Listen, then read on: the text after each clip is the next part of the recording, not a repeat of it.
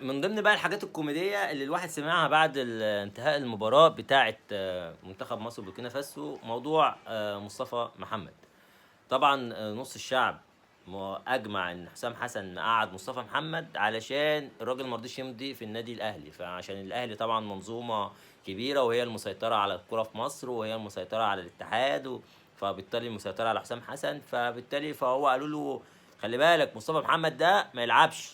هو هيلعب، لو لعب براحتك بقى.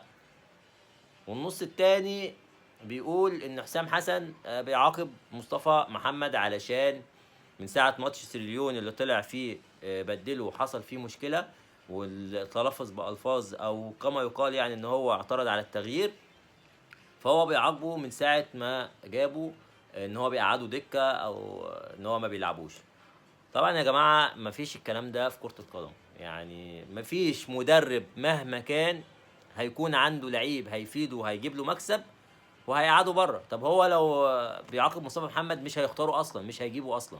تمام، هتقول لي لازم يجيبه علشان ده راجل محترف راجل. لا، لو هو هيعاقبه ما هو باين قدام الشعب كله مثلا الموقف اللي حصل معاه، فهو بيستبعده مثلا اخلاقيا، لكن الراجل بيضمه لمنتخب مصر في كل تجمع وبيلعب. هو بس العيب اللي على كابتن حسام حسن حته تاخيره في نزول مصطفى محمد. مصطفى محمد من اللعيبه الهجامه، من اللعيبه السريعه، من اللعيبه اللي تقدر تخطف في لحظه. هو يعني في ساعات كده بيبقى عشوائيات زي ما حصل في اخر 10 دقايق اللي نزلهم. الراجل نزل في 10 دقايق بالظبط اكتر من 4 فرص، منهم فرصتين ممكن يكونوا محققين، ممكن يقدر يجيب منهم جوال. بس طبعا الراجل كان نازل ممكن تكون 10 دقايق مش شايف مش فايق، ما سخنش كويس. بس هو لعيب هجام وبيقدر يوصل للمرمى في اسهل طريقه.